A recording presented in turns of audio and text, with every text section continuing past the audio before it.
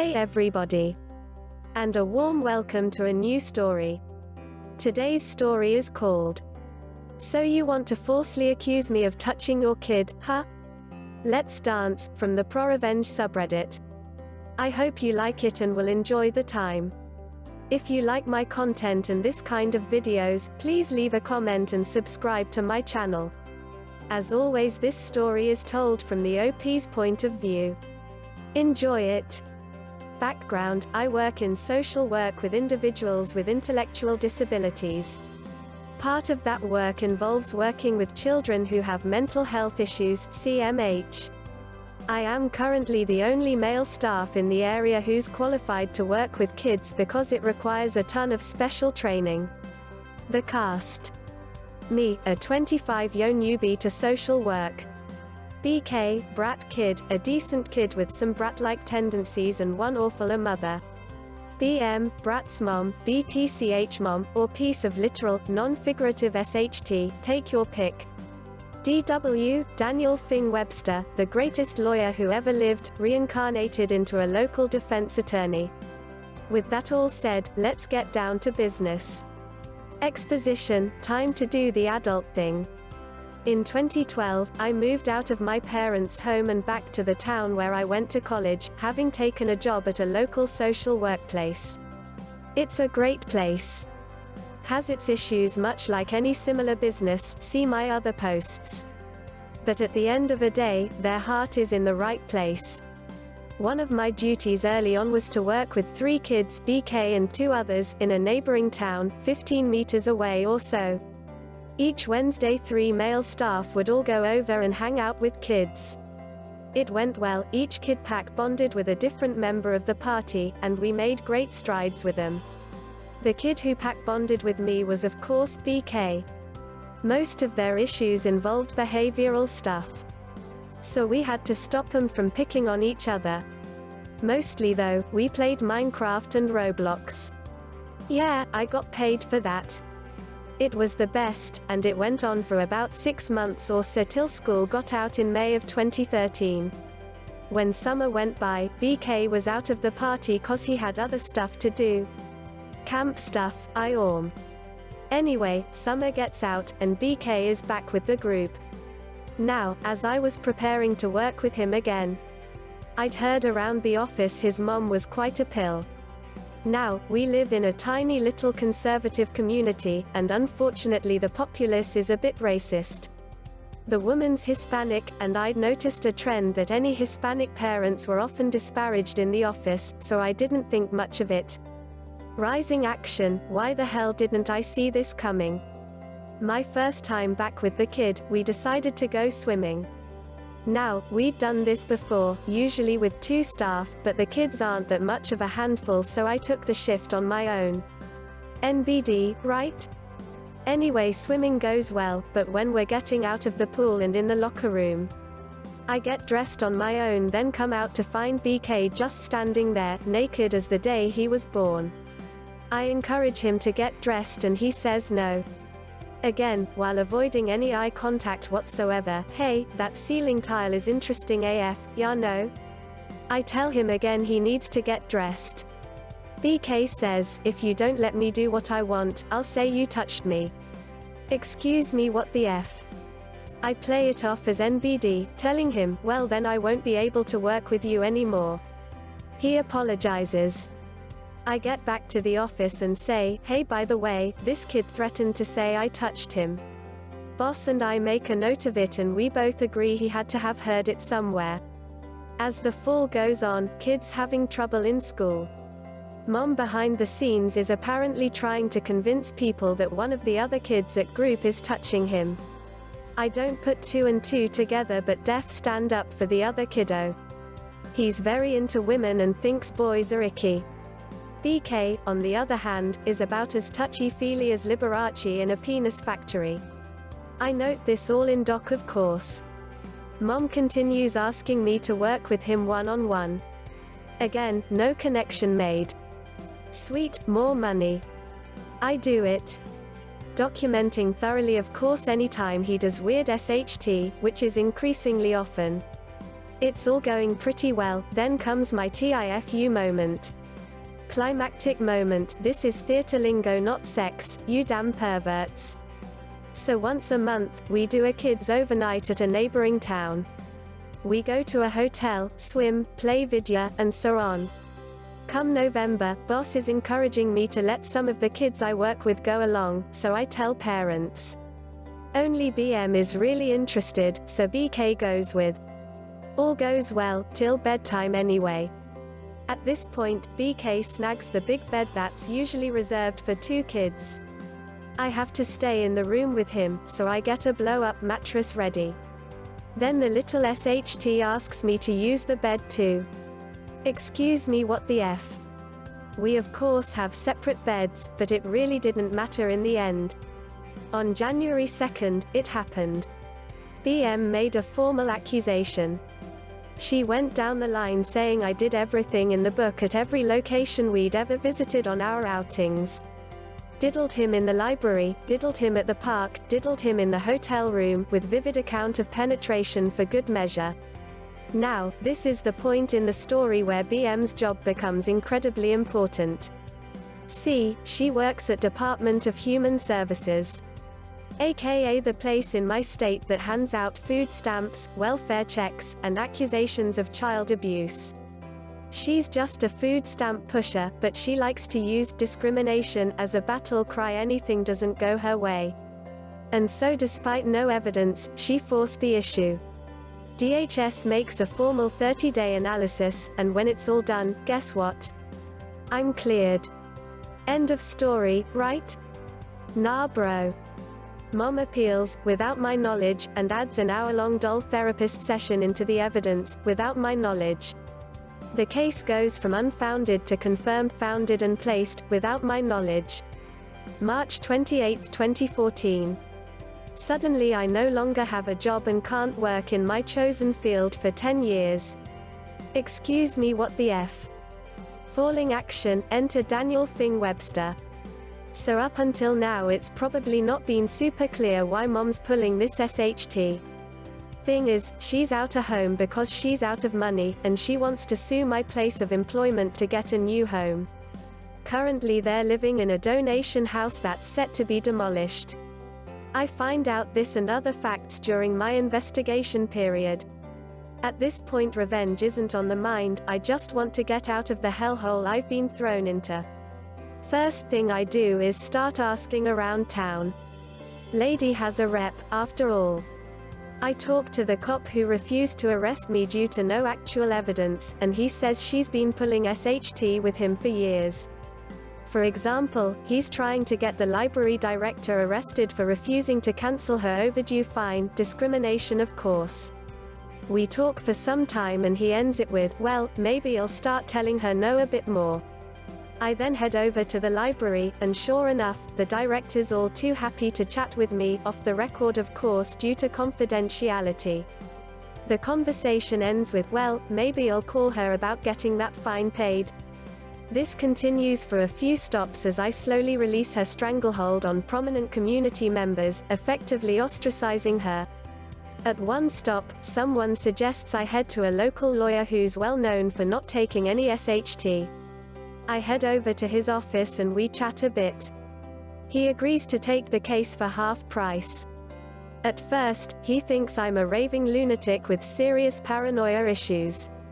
As time goes on, he collects evidence that paints a very clear picture of what she's doing. He says to me, you know, I think she's making the whole thing up to get a lawsuit. The state's attorney general, yes, really, at first can't understand why he's giving out subpoenas faster than Charlie Sheen gives out STDs, but after seeing the evidence she gets on board too. Only problem is the local DHS does not. See, they want a definitive answer, not a settlement. Why? 'Cause they want to fire BM. By this point, DW can't stand those a-holes, but we have to let it play out. My favorite moment from this period is a phone conference where BM calls in, trying to stop my appeal and gets told to shut the F up by Attorney General and DW. She leaves the call sobbing as she's kicked off by her own counsel. At last, we determine in settlement that I take a polygraph. If I pass, the state drops everything. If I fail, I drop my appeal. If it's inconclusive, it goes to trial. Now, DW straight up says, I never tell people to take polygraphs. People say one thing and the polygraph shows another. It's almost never good for a case. But you need to take that polygraph. He did this under the full understanding that we could walk at any time if it appeared to go in a direction we didn't like. And I said yes because, quite frankly, I was out of money. So I take the polygraph. And pass. In the minimum amount of time allotted for the test. Merry effing Christmas. Denouement, sweet, sweet revenge. Now, as you may have been noting, I've been taking little actions here and there to prevent this woman from exercising influence. Hoo boy did they add up. After my polygraph test, the woman was immediately fired.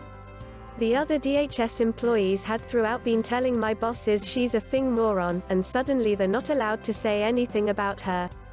They dropped her like the dirty rotten beer SHT that she is. I immediately file a cease and desist order to prevent her from saying one damn word about me. My boss calls me in, yes I got my job back, looking very angry. She says, do you have any idea what you've done? Then grinning, tells me BM pulled her kid from our program. A few weeks later, I'm walking through Walmart, and guess who I see?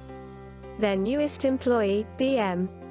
I take the high road and avoid her while simultaneously taking the low road and asking others who know her what's going on. Turns out she lasted a month or two at Walmart before trying the same damn SHT and getting kicked out on her A. Last I heard, she moved out of state and was later seen trying to file her taxes illegally in our state. Her own lawyer screamed her out of his office. In the end, I don't know how much my own actions actually brought about her downfall. She more or less did it to herself. I just saw her on a cliff and pushed. Silly BM.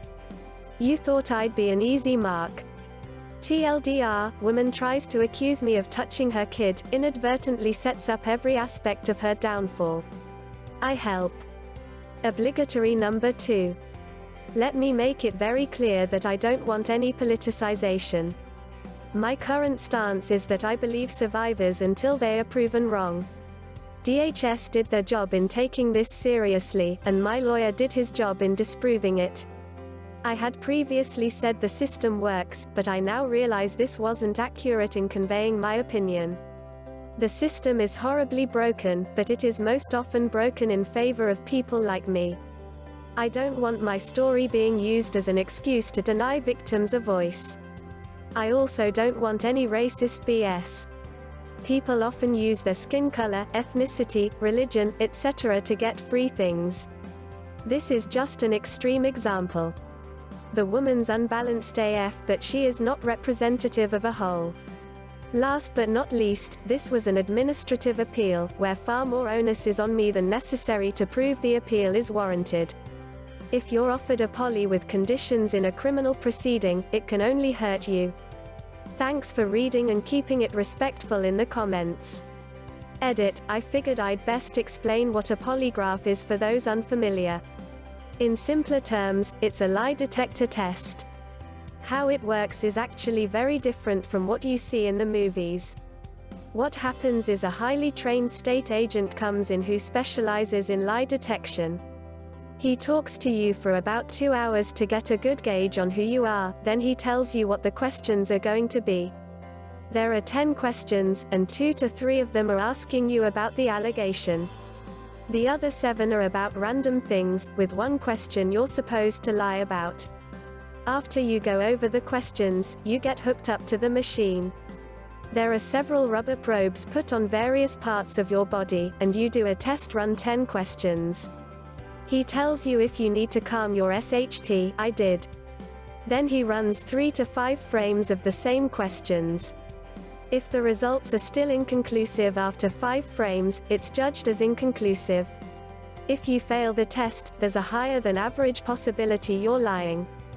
as you have the same responses to the 3 allegation-related questions as you do to the control question. If you pass the test, there's a somewhat higher than average possibility you're telling the truth.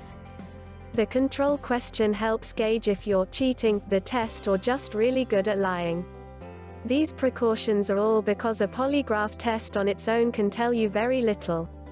Without it, the test would be entirely worthless. And no, it is not admissible in court as hard evidence generally speaking, though often as part of a settlement deal. People agree to take the polygraph to avoid administrative court as I did. What do you think about this story? Tell me your thought in the comments. If you liked the story and the content, please leave a like, subscribe and share this video. Also have a look into my playlist for more entertaining stories. Hey everybody! And a warm welcome to a new story. Today's story is called Teachers and Principal Try to Illegally Fail Me from the PROREVENGE subreddit. I hope you like it and will enjoy the time. If you like my content and this kind of videos, please leave a comment and subscribe to my channel. As always, this story is told from the OP's point of view. Enjoy it.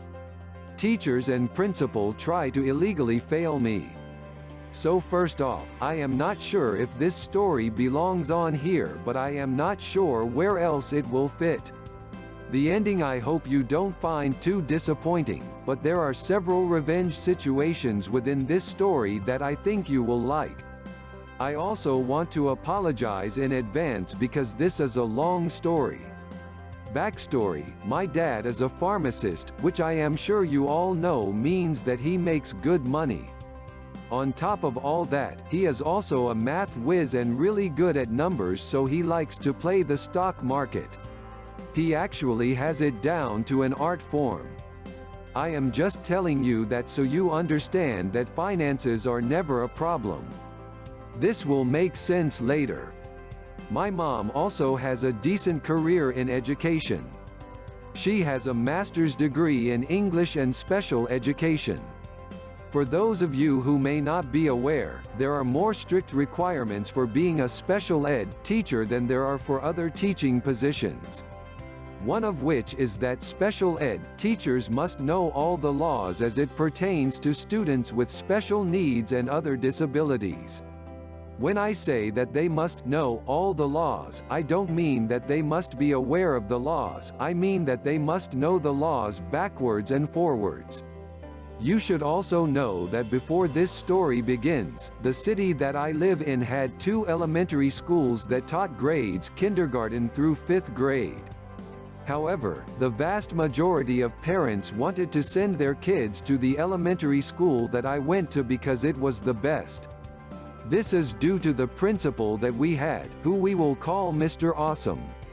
He was very strict on the teachers and made sure that all the students could read before they left kindergarten.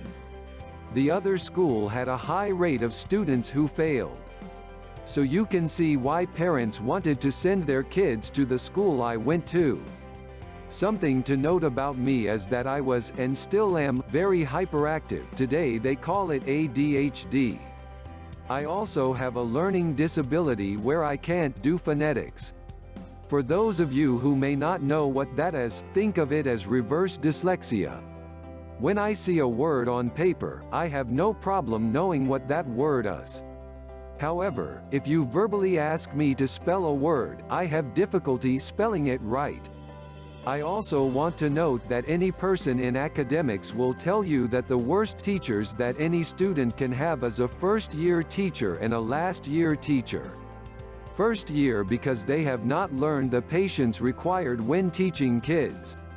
And last-year teachers because they just don't care anymore and have a tendency to be mean. Now this story I am telling it as my mom has told it to me, so forgive me if anything seems confusing, but I think that by the end of the story you will get the gist of what has happened. Now the story: so when I was 5 years old, my parents registered me for school.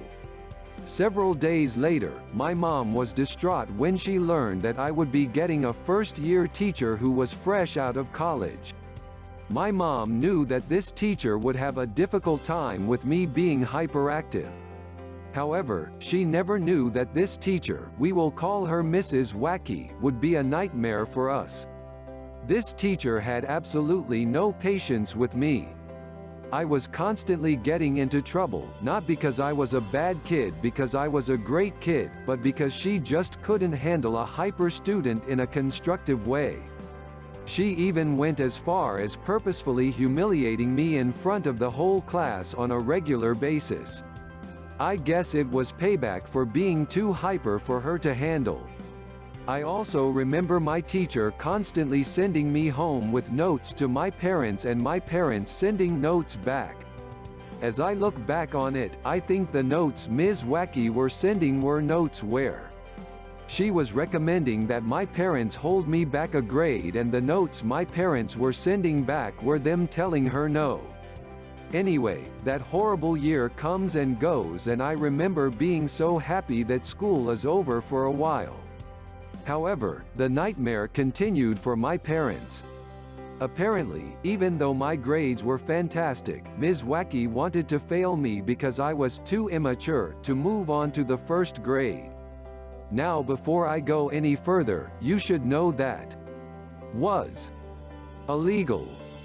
By law, when a student makes passing grades, the only people that can decide whether or not to hold the child back is the parent or guardian. The teacher has no say in the matter. Now my dad was ready to call a lawyer, but my mom had a more diplomatic approach. Unbeknownst to Ms. Wacky, my mom was best friends with Mr. Awesome's wife.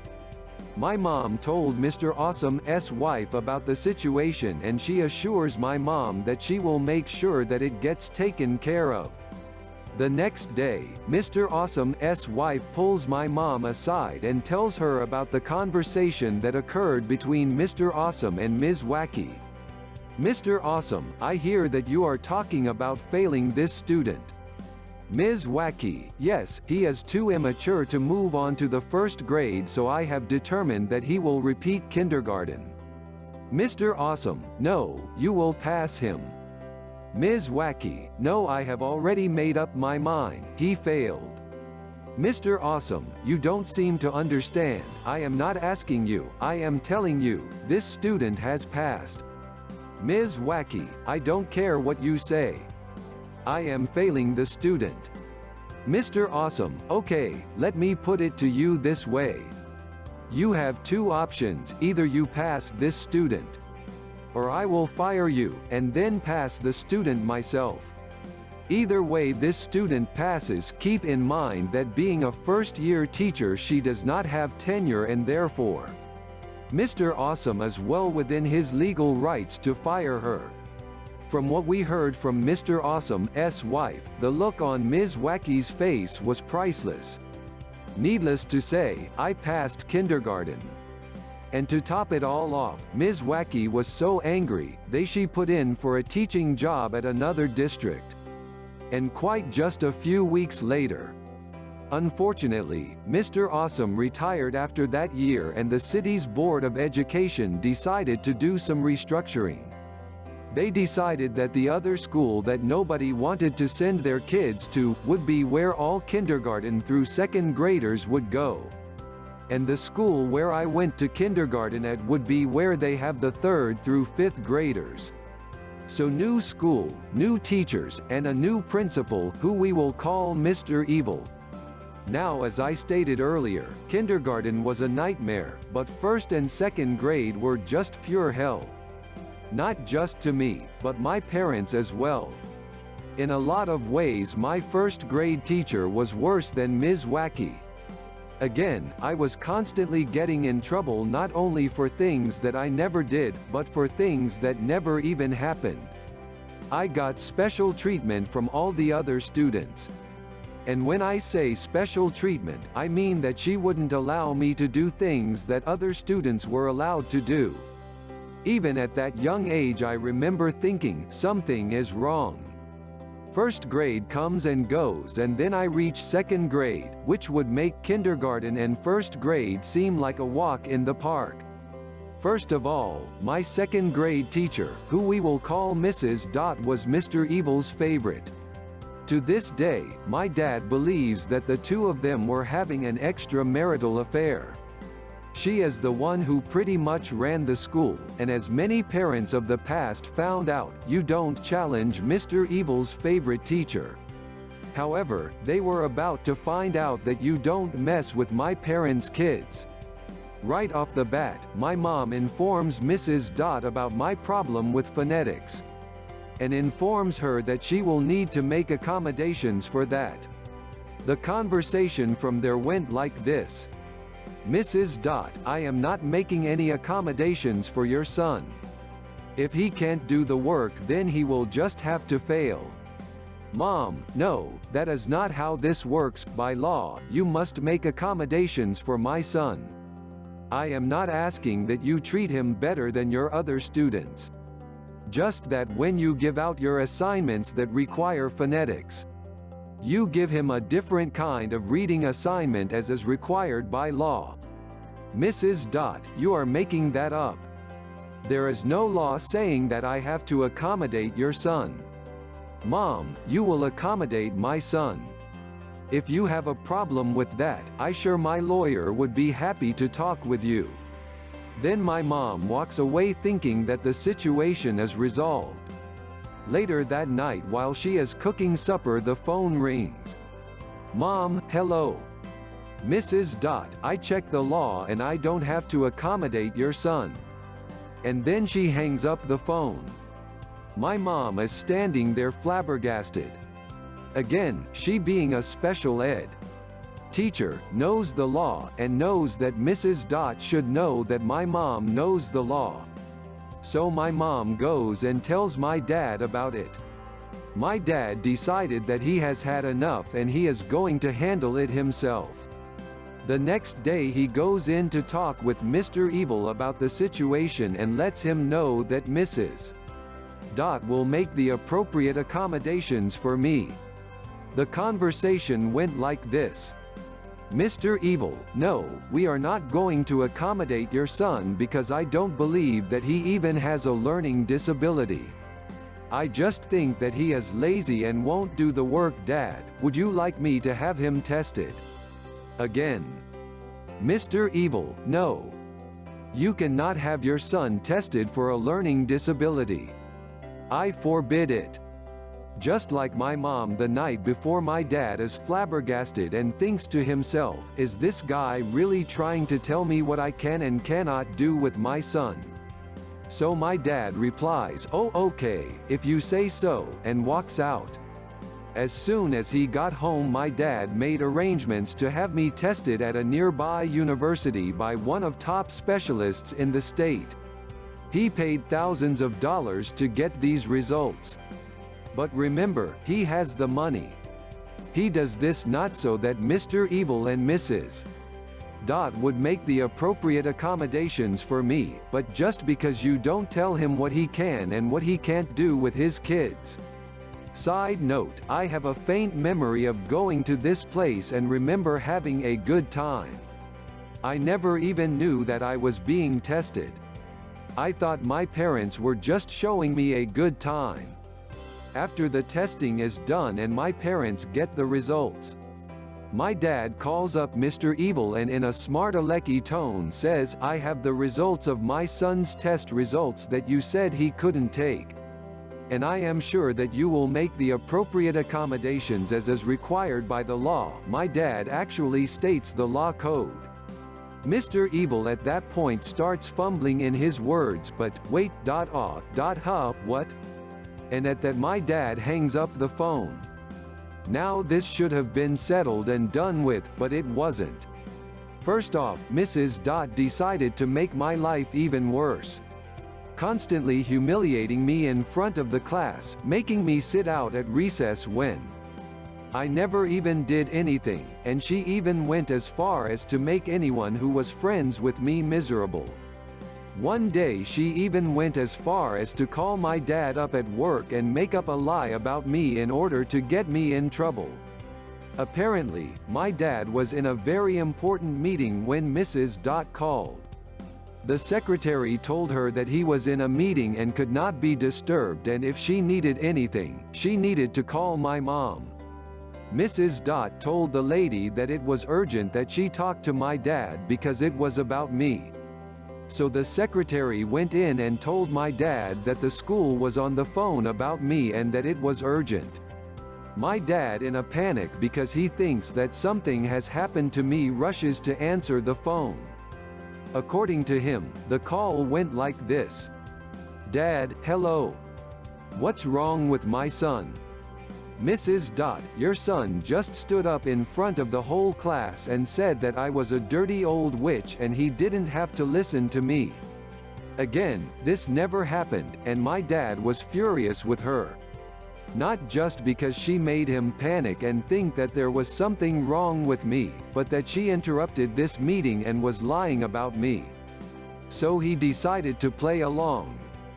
"Dad, no, I never told him that. I told him that you are a stupid b************. Mrs. Dot is flabbergasted because again, she is used to people worshipping the ground that she walks on, not people talking to her in this way. "Mrs. Dot, didn't you understand what I just told you? Your son said that I was a witch and he didn't have to listen to me." Dad, yelling, "Lady, don't you ever call me at work again." And he slams the phone down. Time goes on and my parents are thinking that the teachers are grudgingly complying to my learning situation. Until they receive my report card. They notice that I am not making as good of grades as I had been in kindergarten and first grade. Although I was still passing, I went from A average to C average. My mom knew that something was up, so she called up Mr. Evil and asked for my records. Mr. Evil told her no, that they were not at liberty to give her my records. Once again, my mom, being a teacher herself, and a special ed teacher at that, knows that by law when a parent asks for their child's records, the school must provide them, and she points that out to Mr. Evil. Mr. Evil still refuses. So then my parents get their lawyer involved. He called up Mr. Evil and told him to provide my parents with my academic records, or they will pursue legal action. Mr. Evil still refuses. This infuriates my parents' lawyer. He calls my parents back and tells them that Mr. Evil refuses to release the records and that he believes they should pursue legal action. Instead, my dad gets an idea. If they aren't afraid of a lawyer, I bet they will fear the Civil Rights Office. He decides to put his lawyer's recommendation on the back burner and gives a call to the Civil Rights Office. The following Monday, Mr. Evil receives a letter from the Civil Rights Office stating that if they did not release my academic records to my parents, then not only would they press charges against the school, they would press charges against him and Mrs. Dot as individuals. Incidentally, later on there was a parent-teacher conference, and Mrs. Dot's lawyer had a child attending that school. So Mrs. Dot pulled him aside to ask about the legalities of my situation. A friend of my mom decided to eavesdrop and overheard Mrs. Dot telling him about the situation, and he responds by telling her that if she does not accommodate me, then my parents can sue her for everything she has, and that there won't be a lawyer in the world that would be able to help her. She then came out of that room, white as a ghost, then goes up to my mom, puts her hand on my mom's shoulder and says, "You know that I am on your side, right?" My mom gave her an intense stare and then walked off.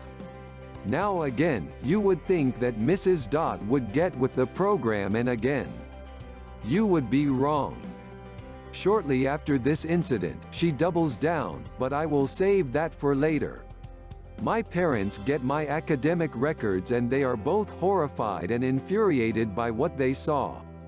First of all, they saw that Mrs. Dot had not been accommodating me as far as my learning disability is concerned. And for anyone in education, you know that this is a crucial time academically for a child. Essentially, Mrs. Dot screwed me up for years to come. It would be high school before I finally got back on track. And to top it all off, they had discovered that while I was in kindergarten, Mrs. Wacky had illegally given me a test. When I say illegally, I mean that in order for a teacher to give a student this particular test, they must first get written consent of the parents. The test scores were there, by my parents' written consent was not, because my parents never gave consent for her to give me this test. I assume that one of the notes that Mrs. Wacky sent home with me one time was her asking permission to give me this test. And the note my parents sent back was them telling her no. So she decided to give me the test anyway. Presumably because she felt this would help prove her case that I needed to be held back a grade. Despite their anger, my parents knew that this was more than enough to sue the heck out of the school. Now they did not want to do this, although years later, they wish they had, but they let Mr. Evil and Mrs. Dot know that they had better get with the program or they will be taking them to court.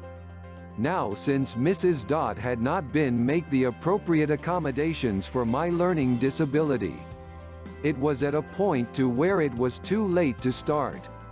It was better for me to continue on the path that I was on. However, my mom looked at Mrs. Dot and told her flat out, I will be keeping up with my son's school work, and if he falls behind on anything, if there is a single book that he has not read, I am holding you legally responsible. Despite my learning disability, I never made any grade lower than 8C. Yet these two idiots still would not learn. Remember, Mrs. Dot went from being afraid of my mom, back to being mean, evil, and vindictive. Not even halfway through the school year, Mrs. Dot and Mr. Evil call my parents in for a conference to tell them that they have decided to fail me because I could not read. Again, being that I never made anything below 8C, they could not legally do this. And my parents told them. They responded by saying, no, that is not the law. The law states that if the teachers feel that if the student needs to repeat a grade, then they have every right to fail him. At this point my dad decides that it is time to sue. However, my mom did not want to go through that headache. Not to mention the fact that this lawsuit would not only affect Mrs. Dot and Mr. Evil, but every other teacher in that school as well as all the students. Later on, my mom goes up to another teacher in the school, who also went to church with us. We will call this lady Mrs. Angel. Now Mrs. Angel was also a special ed teacher. But she was also qualified to give tests to see where students are at in their learning. My mom told Mrs. Angel about the situation, who then came up with a plan.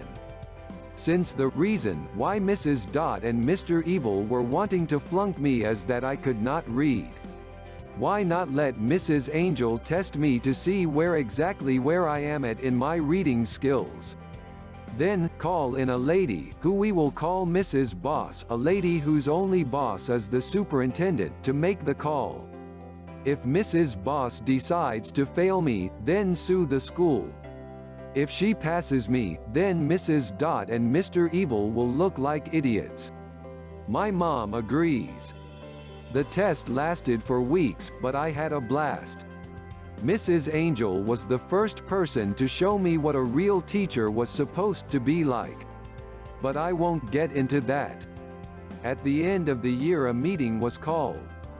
In this meeting were my parents, Mrs. Angel, Mrs. Dot, Mr. Evil, and some teachers at the next school I would be attending. Who did not want me there, why they were allowed to be at that I have no idea. Mrs. Boss was running late, but finally arrives, walks in, sits down, and opens her notebook. The conversation went like this. Mrs. Boss, Mrs. Angel, where is this student at on his reading skills? Mrs. Angel, this student is reading at a 3.6 level. Mrs. Boss, excuse me. Would you mind repeating that? Mrs. Angel, this student is reading at a 3.6 level. That means that I was reading at 3rd grade level, 6th month. In other words, I was actually advanced in my reading. Mrs. Boss then closes her notes and says, "Okay, he passes." Then she gets up and walks out while my parents, Mrs. Dot and Mrs. Angel, are still sitting there stunned. In the meantime, Mr. Evil and the other teachers walk out saying, but. Mrs. Boss stops and with a very angry tone says, "He passed," and walks off again. Now, my years at the next school weren't that bad. My 3rd grade teacher was okay, my 4th grade teacher was mean and nasty, but she didn't single me out. She was like that to everyone because that was her last year teaching. 5th grade I had a few teachers. I had trouble with my math teacher at the beginning of the year, but my mom fixed that and arranged for me to have another teacher. After that everything was cool. Next, middle school was a nightmare because it was 2nd grade all over again for 6th and 7th grades. However, I won't get into that. Just know that I passed. High school was not bad at all. A few jerk teachers, but for the most part, everything was great. Now here is the revenge part. Have you ever heard that the best type of revenge you can get on someone when they tell you that you will never amount to anything is to prove them wrong? Well, that is what happened to me. I applied to the best college within hundreds of miles. It is a very difficult school to get into and academically very difficult. However, to say that I got an acceptance letter is an understatement. The university was not going to take no for an answer. In fact, they actually enrolled me before I even said yes. I had already decided that I was going to enroll there, so no big deal. The professors were great, and as far as my grades were concerned, I never made anything under a B. I graduated in 3 years, and halfway through my 2nd year, I made the dean's list and stayed on the dean's list until I graduated. I was frequently being mentioned in my hometown's newspaper for my high academic achievements. When I did graduate, I graduated with honors. I was magna cum laude. Now I know that the dean's list is not as good as the president's list, and that magna cum laude is not as good as summa cum laude. But when I think about all the crap that my teachers put me through and how they never thought that I would amount to anything, I smile knowing that I got the best revenge possible. What do you think about this story? Tell me your thought in the comments. If you like the story and the content, please leave a like, subscribe and share this video. Also have a look into my playlist for more entertaining stories. Hey everybody! And a warm welcome to a new story. Today's story is called Friend and I Take What Was Supposed to Be a Concert of a Lifetime, I End Up Ditching Him and His Friend in Another City. From the PROREVENGE subreddit. I hope you like it and will enjoy the time. If you like my content and this kind of videos, please leave a comment and subscribe to my channel. As always, this story is told from the OP's point of view. Enjoy it. This happened when I was just out of high school. When I was in grade 9 and 10, my best friend and I hung out together constantly. We had known each other through sports when we were younger, but it wasn't until high school we really started hanging out. I have to say this story has 3 people. Me equals me. BF is my best friend. And A is his asshole buddy who never liked me for whatever reasons. Anyways, at the time I was into punk rock and he was into folk, hippie music. His favorite was Neil Young. I would laugh and poke fun at him for his shit music, and I admit I never knew who he was or his music. One day I was helping BF clean his room. His mom said he couldn't go out until it was done, so I helped and I came across a Neil Young tape. I remember it had 2 albums. After the Gold Rush and Harvest. Again I poke fun about his taste in music and he said to me, you know, you shouldn't make fun of his music if you've never listened to it. For whatever reason it dawned on me that he was right. So I told him, you know what? You're right. I'll take this home, listen to it, then I'll poke fun at ya tomorrow. Fair enough. So I go home and listen to the first song on After the Gold Rush. The song was Tell Me Why. I couldn't believe how much I loved it. The style, the acoustic guitars, the harmonizing. I ended up listening to it 3 times in my parents' kitchen and then I listened to the whole album. I was blown away and the next day I told him sorry, I was wrong, and Neil Young is now one of my favorites. He actually was the one that got me out of punk music and into the 60s, 70s hippie sort of music. So we hang out constantly for a couple years and things are great. One day we're hanging out listening to Neil, getting some puffs in on a reefer, when we both agreed that we want to see Neil Young play Live on Day. We made a pact that if we ever stopped being friends, if life ever got in the way of our friendship and we drifted apart, that we would still, no matter what, go see Neil together. Sounded like a great plan. So a couple years go by and of course we had drifted apart. We both had new friends and hardly ever spoke anymore. One day I get a call from him out of the blue. He says, Neil Young is going to Calgary for a show. Are we going? I was super excited and, I guess in a sentimental nostalgic way, felt nothing but good love for my old friend. We hung out again and we were both so stoked that our old promise came to fruition. Supposed to be show of a lifetime, right? Of course not. Now I have to tell you, during the 2 years we had drifted apart, he started hanging with the one I call hole. He and I never got along and that's that. I didn't know why he liked the guy so much since he was always a total prick to almost everyone, and he never had any money. Always bumming smokes, weed, food, all the time. So the day of our road trip comes up, and I'm super happy. I drive to my BF's place to pick him up and all is well. Once he gets in my car he says, hey man, we gotta stop by AH's place so I can drop off a sweater. I thought that was weird since it wasn't cold out and hardly a desperate need for a sweater on a nice weekend. But he did have a thick sweater in his hand so whatever. This wants his sweater. This is where things go downhill. We pull up to AH's place and there's the piece of shit, standing on his stoop with an overnight bag. I turn to BF and say, what the motherfucking fuck dude? Why the fuck does have a bag?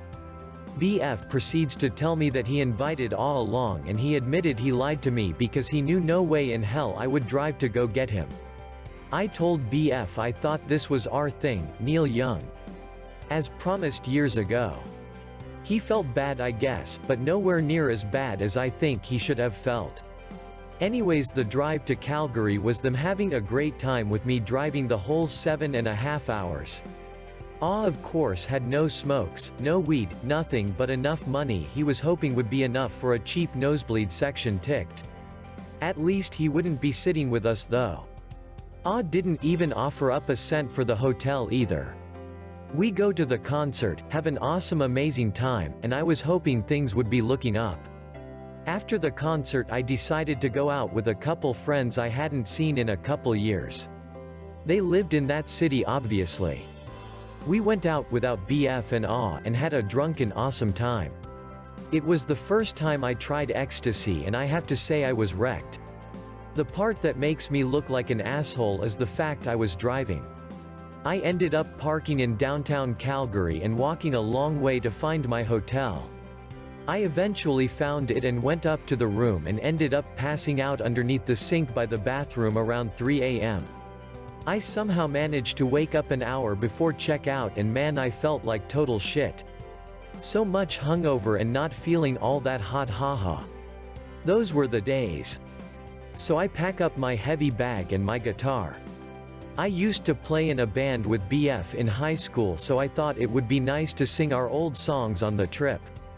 Never did because of I leave the room carrying what felt like 1,000 pounds of shit to the lobby only to see my BF and A sitting there happily eating breakfast.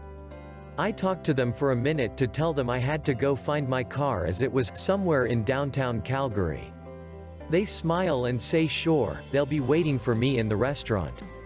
I go lugging my heavy shit and it took me well over an hour of walking all over downtown looking for this stupid car.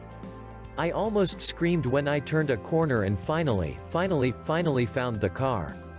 My arms are killing me, the hangover is killing me, and all I can think of is getting into the car for the terrible drive home. The sooner I get into the car, the sooner I can get home. I put my shit down and go into my coat pocket. No keys. I'm frantic as I look in every pocket I have. No keys. I was pissed. I somehow knew my BF or A had something to do with this. To make things worse, while looking for my car I ended up going in all directions so I was confused as to where my hotel was now. It took me about half hour to find it, all while still carrying my heavy shit. I finally find the hotel and angrily go into the restaurant and I see BF and A smiling at me like I was the butt of some joke. I marched up to them with fire in my eyes and their deaths on my mind. I looked at BF and said slowly with lots of anger, give me my F*** keys now. He laughs and hands them to me. I ask why the fuck he would take my keys from my coat as I was passed out. His reason was moronic. He told me, I knew you were pissed A came along with us so I took your keys so I would know I have them and you couldn't take off home and leave us in another city. I asked why the fuck he would let me go look for my car without my keys when he knew full fucking well I didn't know exactly where my car was and I was going to have to do a major search in a huge downtown area. I don't recall his answer but it was likely a stupid smile, like he had pranked me or something. I looked at both BF and A and said without a lick of heat, I'm leaving this fucking place right this fucking second and I'm not coming back. If you and A aren't right behind me to get the car, I'm leaving to drive the 7.5-hour drive home alone. They literally laughed at me like I was a joke to them, as if they were so important I would never go through with what I said. Their laughs faded away as I again walked to get my car. Of course I didn't go back and I got to my car, went to the local gas station for directions to the highway home. This was long before Google Maps and internet and happily went on my way. I heard later from BF, he didn't cut me off completely after that, surprisingly, and he told me how once I left he and A both were like, he's joking hey. What do you think? Nah he's never ditch us here, no fucking way. They waited and waited and they finally realized the worst. I kept my word and fucked off back home without them. BF told me they tried to hitchhike home but no one would pick them up. Then he told me it started to rain super bad. I knew because it rained a lot on my comfortable drive home. BF said he eventually had to beg someone back home to send him money so they could rent a car haha. That's basically the end of it. I had told BF that I felt he ruined our trip by bringing along someone he knew didn't like me. So I don't see how he would have thought I was joking about leaving them, especially after he stole my keys and laughed after he knew I'd be fucked once I found my car. He also knew how sick and hungover I was. It's funny because I was reminded of this story when I saw BF at the local Safeway store today. He never held a grudge against me, nice to say. However, for the next 20 years would see me and yell Calgary as a hello and a goodbye. I see him around once a year and last time at the bar he was a bit drunk and all his anger came out again. All that became of that was me telling the people at the bar what he was so pissed about and us all, minus A, having a good laugh. This is my first PROREVENGE post so thanks for reading. What do you think about this story? Tell me your thought in the comments. If you like the story and the content, please leave a like, subscribe and share this video. Also have a look into my playlist for more entertaining stories. Hey everybody! And a warm welcome to a new story. Today's story is called act like a jerk and try to get me fired. Enjoy watching my promotion before you get fired. From the PROREVENGE subreddit. I hope you like it and will enjoy the time. If you like my content and this kind of videos, please leave a comment and subscribe to my channel. As always, this story is told from the OP's point of view. Enjoy it. Background: I work for a communications company. We primarily sell internet-based all-in-one communication solutions for businesses. I'm in the software development department working as a software tester currently. I've been with the company a long time, have worked my way up from phone support, and have a ton of knowledge about the company, including policy and culture. I also have a relative who has worked in HR for many years. The story: I had been working as a software tester for about 2 years doing manual testing. Our team was fairly unsupervised as we didn't really have a manager. But the company was expanding quickly, so they hired us a manager. Enter Jay the a-hole. At first things were fine, he was just learning the company. However, it was odd. He never asked anyone for any information. He just said he'd do his own research, and spent the first month online reading stuff. Not sure what that taught him about our company specifically though. After the first month he hit the ground running. He immediately started creating automation tests, adding to the existing testing code, and creating stupid rules that made no sense. He broke tons of shit and took credit for work that wasn't his. Everyone hated him and we all referred to him as Fing J**************. For the most part we all ignored him. As of this point, no one has specifically said he was out manager, here was just here to help provide direction. Fast forward a few months and everyone on the team wants to quit. No one can stand him.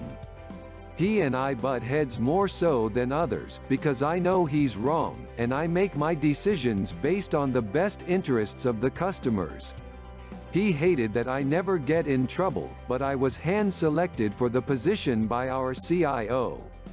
He knows how hard I work. Well, Jay keeps trying to get me in trouble. He finally succeeds. I get a write-up from him that is my final warning. I've never been written up before. I talk to my HR family member, review the company handbook, and then I go to HR with my write-up. I fight, and I win. I get a warning instead. Jay is livid. He gives me the stink eye for months to follow. Fast forward again and he's still after me. But I have a family emergency come up. I have to move out of town.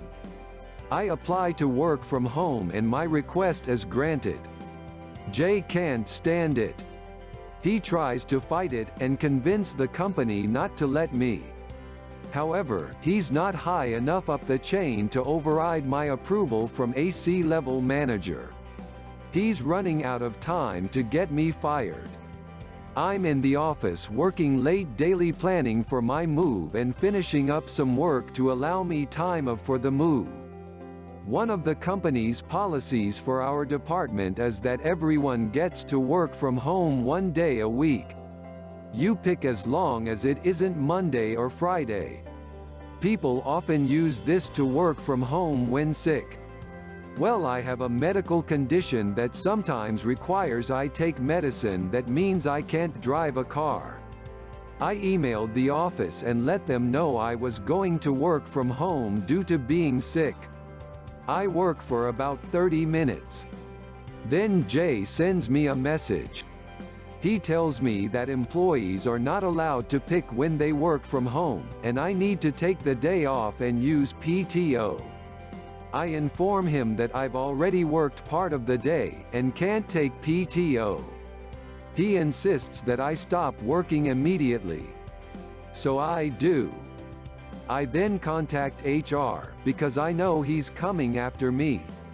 I confirm that as a salaried employee, if I work at all in day, I cannot be required to take PTO. HR confirms. I forward the email to Jay. Once again I've won the game and he is so pissed I can see steam coming out his ears every time he looks at me. The next day I'm back to work. Jay sends me an email with a final write-up with a recommendation for termination, because I took an unauthorized day off. What the F? I immediately forward his email to HR with proof he told me to take the day. A screenshot of all the conversations I had with him about it, and proof I forwarded the previous HR decision to him. In the email I also included that I was filing a formal complaint against him for a hostile workplace, targeting, bullying, retaliating, and a violation of my ADA rights. The response is swift, sweet, and awesome. I am immediately notified by Jay's boss that moving forward I report directly to him. My write-up had been torn up, and I can start working from home immediately, prior to my move. Jay is demoted from being the manager of the team. He's super pissed. Within 2 weeks they demoted him from being the manager of his other team and then let him go within the month.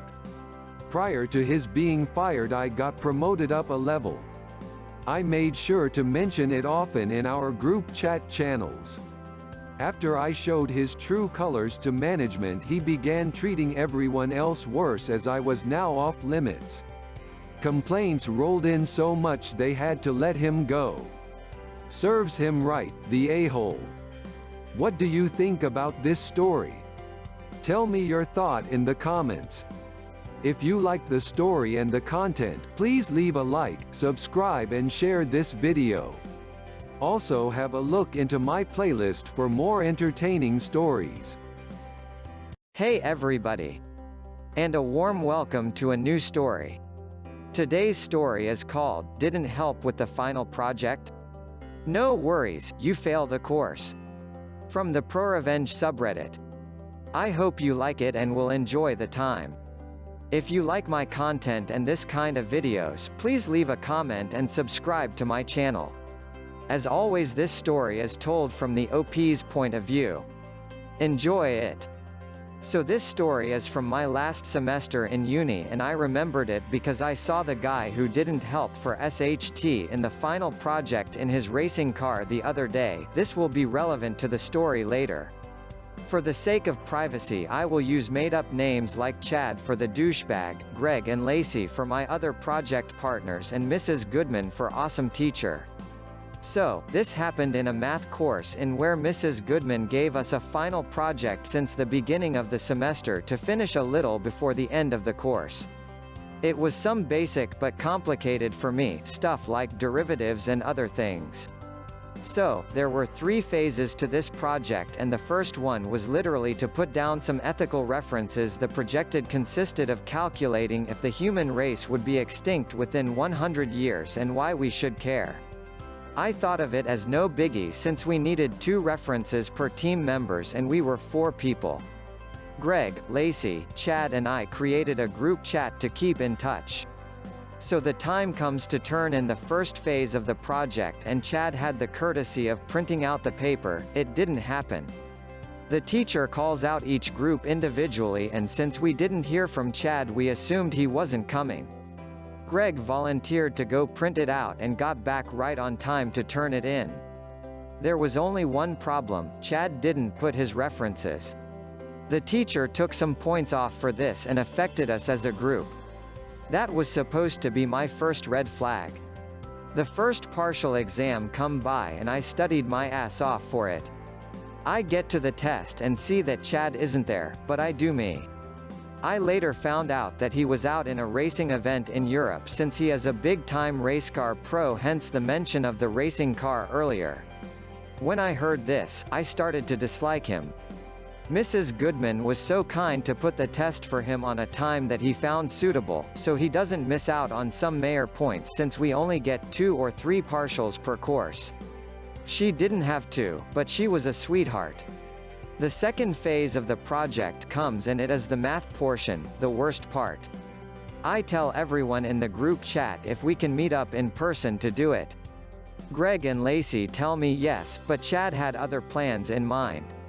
He said he would do it from home and he would send us his part by midnight. I didn't mind, I was worrying for other courses and didn't think much of it. We gave Chad the last part, which was the formula. He just had to plug in the numbers. In the end, Chad never texted in the group chat. I assumed he didn't need any help. The next day comes and we all go into the classroom while Mrs. Goodman asks for the paper. I tell her Chad will come with it in a while since he had to do the last part. This time he comes and hands me over the paper to revise it before turning it in. I am no math genius, but as soon as I saw the result I knew this was off. I told him why he was wrong and he said it couldn't be because he got it from his smart friend in class. I try my best to fix the error, but even I didn't know what I was doing. In the end, I turned in the paper to Mrs. Goodman and the next week hands us the grade with a B+, no surprise. Second partial comes around and guess who doesn't come? Chad. And guess what his excuse is for not coming to the exam? He has a racing tournament in France. Mrs. Goodman, once again, gave him another day to make up the partial exam since she didn't want him to fail like this. By this point I had it with Chad, how he had his free passes and whatnot. The third and final phase of the project was due and this consisted of making a video explaining our findings. I didn't mind this phase since I do like to edit videos. I text the group chat to only help me with the math, which Chad FKED up, and to send me some images of the work. I once again texted the group chat if we could meet up so I could see how they were doing the process and not come up with lame SHT like Chad.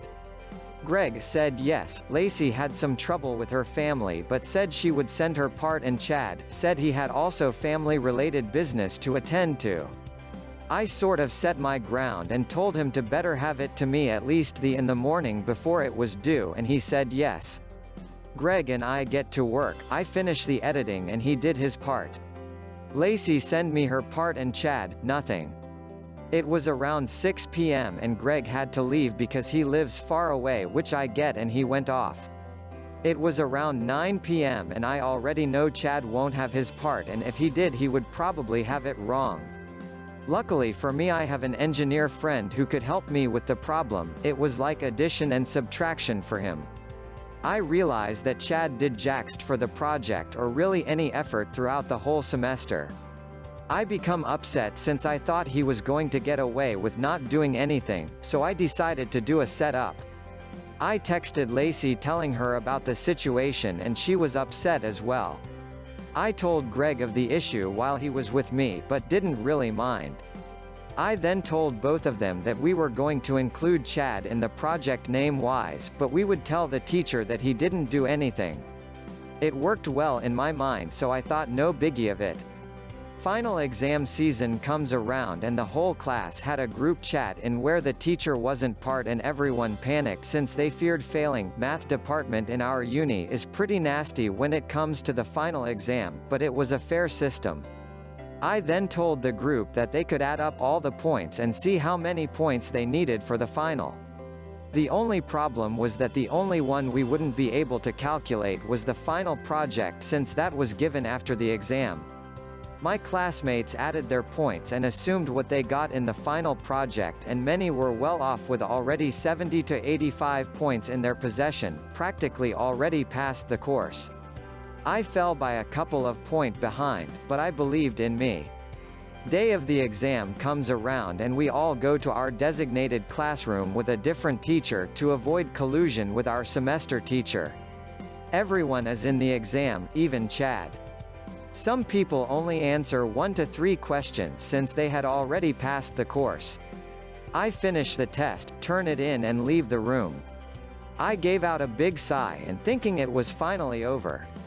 It was a rough semester for me since it was the first time I had dropped a class in all of my uni life and went to the school physiologist, story for another time, and I felt good. I especially felt good since I knew Chad wasn't going to get credited for the final project. Call me stalker or whatever, but I did my research before the exam on Chad regarding his grades. The teacher would post our grades in our serial numbers, like LXXXXXXX with no name, but there was a way to find out whose serial number was for who. I found out Chad's serial number and saw that he needed no points from the final exam to pass, assuming he had the points from the final project, which he wouldn't get. A couple of days go by and get a text from Lacey tell me that Mrs. Goodman wanted to see me in her office. I didn't mind, since I was already fed up with Chad's SHT. I go into her office, greets me with a smile and tells me to have a seat. She later told me that she received Lacey's text since she was the one who told her, and that she believed my story. I asked her if Chad had already talked to her and she said yes, through the phone. The SHT stain didn't even have the decency to come to her office because once again he was in another tournament in Europe he had to attend. He called her after he saw his final grade, which was an F, and said that couldn't be the case since he had already calculated the points and he had enough to pass, but she told him he didn't have the final project points since my team spoke out. He came up with excuses that we wouldn't communicate with him and would never tell him what to do, like he needed to be told like a child what to do, but I proved him wrong when I showed her the text messages. It turns out that Mrs. Goodman had it for him since the first partial exam. When she gave him a chance to do the test another day, it was in her office and she swore she saw him on his phone, which was clearly not okay. It happened again in the second partial, but she said nothing of it. She told me she was ready to pin him down in any chance she had and found this to be the perfect way. Since we had proof, she could deny the points to him and sadly he would fail without them. The most shocking part is that she told me that his final exam was blank, and he was the only one from that math class to leave it blank. The guy really relied on our final project to pass and he didn't. Inside I felt a sense of justice and good, for all the trouble I went through the semester physically and emotionally. I also found out I passed the exam, which I didn't expect, and I passed with 84 final grade, good enough for me. For some reason I felt kind of bad at that time for doing this to Chad, but Mrs. Goodman assured me I did the right thing and that he has to learn that if he is going to go off to racing tournaments, not cooperate with classmates and fail the final exam, there are consequences. She made me feel better and in the long run cared less for his needs since she was right. I hope he learned his lesson about teamwork and cooperation. I would have. If not, well, GG. What do you think about this story? Tell me your thought in the comments. If you like the story and the content, please leave a like, subscribe and share this video. Also have a look into my playlist for more entertaining stories. Hey everybody! And a warm welcome to a new story. Today's story is called My Ex-Wife Learned the Hard Way to Not Ignore a Court Summons. From the PROREVENGE subreddit. I hope you like it and will enjoy the time. If you like my content and this kind of videos, please leave a comment and subscribe to my channel. As always, this story is told from the OP's point of view. Enjoy it. A bit of background. I was married to a woman for 15 years and ended up divorcing her because she liked to sleep with other guys. While it took me 6 years to stumble on to this fact, she worked from home, I commuted 2 hours each way into the city, I owe it to her being either a sociopath or a narcissist, or both, why not? She could absolutely turn on and off the charm and could come up with lies staring you right in the eyes. Hindsight is 2020. Let's call her V, short for Voldemort, as one time when I was talking about her after the separation, I referred to her as she who must not be named and the nickname stuck with all my friends and family. During the marriage, my ex and I were best friends with another couple, and for this post we'll call them Sam and Marie. Sam was, still as, my best friend. Marie was V's best friend. Marie had found about V's plans to cheat on me prior to me finding out and told V that she couldn't condone infidelity and their friendship would end if V did cheat on me. No, Marie did not tell me, and I don't blame her for not doing so. When I finally found out V was having a Facebook affair, if you're going to have an online affair, don't do it while married to a computer expert with some dude in CA. We lived in MA, it was just 2 weeks before V was flying him out and putting him up in a hotel for 3 days. I spent those 2 weeks getting a lawyer, a pie and my exit strategy together. I left her the weekend after their hotel stay. She would spend the days with him and come home for the afternoon, evening without a shred of guilt showing in her actions. The pie having gotten pics and video of them leaving the hotel and eating lunch together and heading back to the hotel. I first stayed at Sam and Marie's in their in-law basement apartment, eventually moving to a small apartment back in the town where V lived. Fast forward 9 months and I'm divorced from V. Why it was so short to divorce is another tale worthy of this subreddit. We had one daughter, let's call her Rebecca. She was 13 at the time, between us still at home and we're trying shared custody and live about 1/4 mile apart. There are other kids from the marriage, but they were living apart from us at that time and don't play a part in this part of the whole story. We had acquired a lake house during the marriage and had it listed to sell. And we had it written into the divorce agreement to split the proceeds. But paying half the mortgage on that and the rent on my apartment was really stretching me thin financially. One day Marie emails me, subject line in all caps, V just tried to get me fired.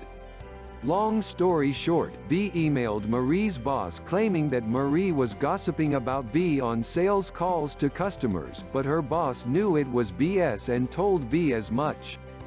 Wisely, Marie didn't mess around waiting to see what was next. She went to the local courthouse that day and filed for an anti-harassment order against V. It took several visits to the judge, as V chose to ignore multiple summons to court so that the judge could hear her side of the story.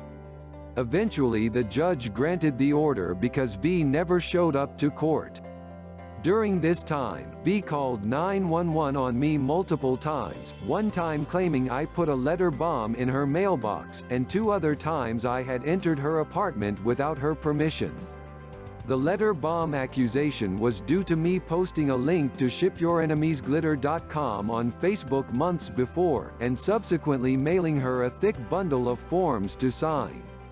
Police were called and I had to go to V's apartment and open the letter in front of the police. Needless to say, there was no glitter, let alone a bomb. Oddly enough, this accusation came just days after there had been an actual bomb threat called into the town hall. Funny that the 2 times I had gone into her apartment had both been to drop off Rebecca's book bag when she had forgotten it at my apartment. Both times I had texts from V granting me permission to open the door and put the book bag just inside. She would then text me after I had done so, trying to revoke permission. To this day, I think V thinks that if she deletes a message on her end, the message is deleted on my end. Even though kids will be kids and Rebecca did forget her book bag at my place on at least one other subsequent occasion, I did not fall for V's ruse a 3rd time.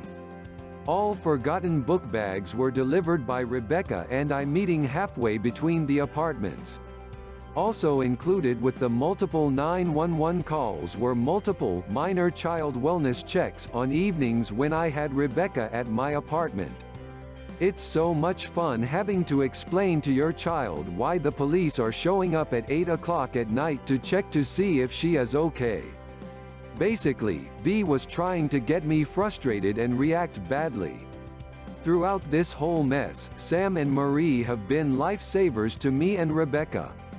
Hosting and cooking weekly family dinners for us, they are Rebecca's godparents, and just being absolute rock steady in their support and tolerance of the situation. Around this time, V filed for sole custody.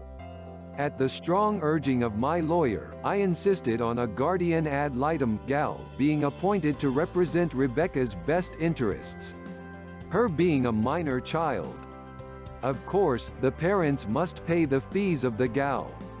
At this point, my finances are really getting worrisome, so I write an email to V saying we need to drop the price of the lake house and get that sold regardless of profit.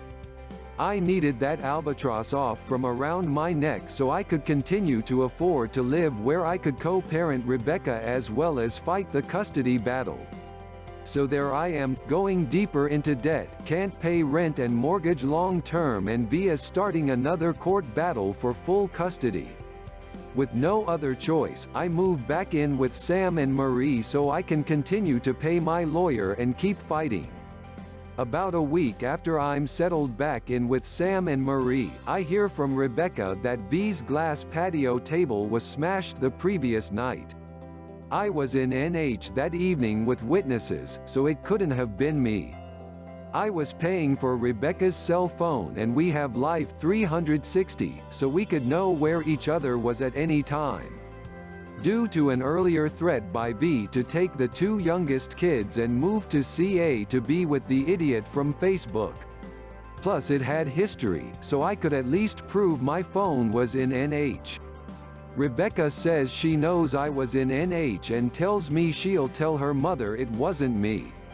The next day I was served with a restraining order (RO), claiming that I had vandalized V's patio furniture and that she still felt afraid due to the letter bomb incident. The cops knew it was bullshit, but the judge had no knowledge of the incident when V filed the RO and had to take her at her word. The RO was for 10 days and then I could show up in court and contest it being continued. The officer who served the RO explained that he had to confiscate any firearms and licenses. While I did have a recently acquired Class A concealed carry license, actually from a couple's firearms course that was an anniversary gift from V the previous year. I hadn't any firearms other than a BB gun of Rebecca's. The officer left with just the Class A license, smiling as he said he was pretty sure I wasn't going to go on a rampage with a BB gun. The first thing I did the next day was to go to the police station and request all incident reports that involved me since I left her. I knew of 7 incidents, but the desk sergeant informed me they had 19 incident reports from V. He talked to me a bit, clearly trying to get a feel for what kind of person I was, and just what was going on. We parted company with him assuring me that the patrol officers would now know what was going on, and the PD would do right by me so long I kept my cool. Fair enough. 2 nights before the court appearance to contest the RO, Sam, Marie and I are sitting on their porch, drinking some beer and brainstorming about what I'm going to say to the judge. I'm a bit discouraged because I know it's going to be a he said, she said situation, and I'm living in Massachusetts. If your chromosomes don't match, you are a second-class citizen when it comes to parental rights in MA. Plus, V deserves an Oscar for how well she plays the victim. It wasn't looking good. My only hope was if V decided the RO itself was enough to make me look bad to the gal and not show up and let the RO expire. Marie suddenly said, "Hey, let me see the RO." I handed it over to her. "Hey, this is my judge. She's the judge that granted me the anti-harassment order against V." "You're kidding." Sam and I looked at each other in amazement. "I swear it is. Let me go get it." Marie goes inside and comes back a few minutes later with her court order. Sure enough, it's the same judge. My grin felt like it was going to split my lips. Now I knew exactly what to do. Now for the meat of the story. The court date to contest the RO arrived and I'm there first thing, just me. No lawyer, because he had to appear in court elsewhere. I strongly hoped that V wouldn't show up, but she did, with someone other than her divorce lawyer, and before court was in session her new lawyer approached me and offered to let the no contact order lapse but wanted a do not abuse order left in place.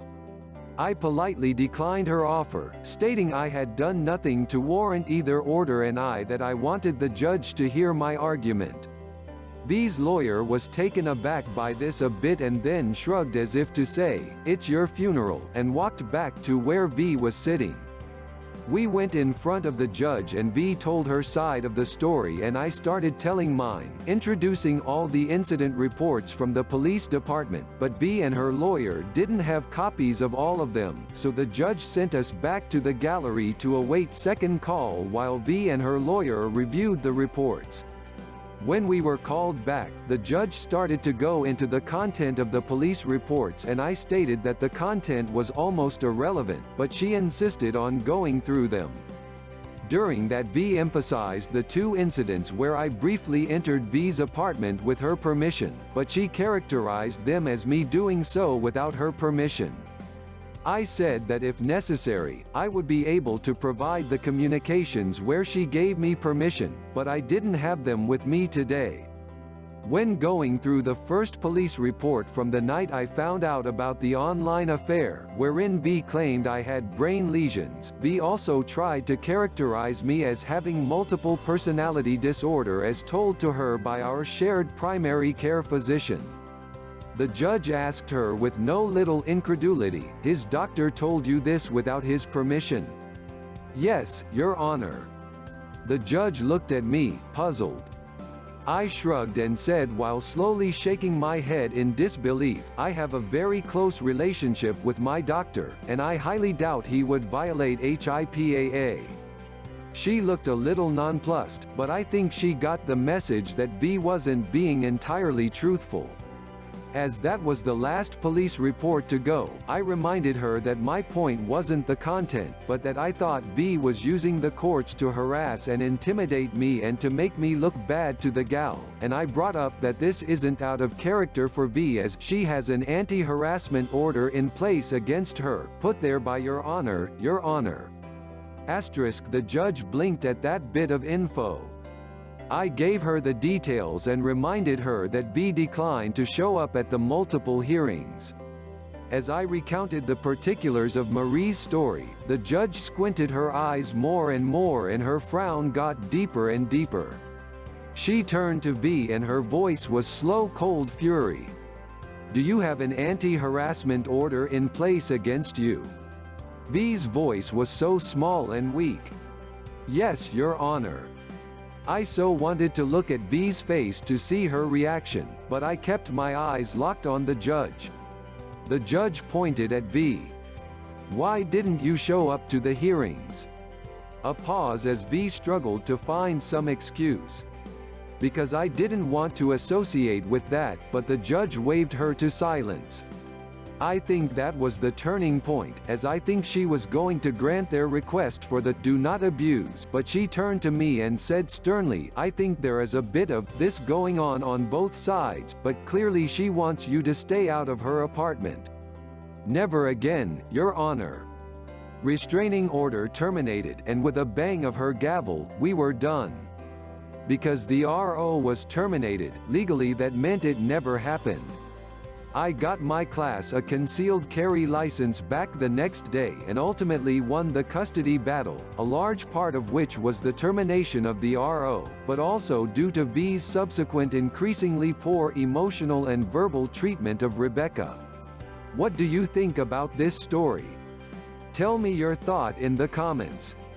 If you liked the story and the content, please leave a like, subscribe and share this video. Also have a look into my playlist for more entertaining stories.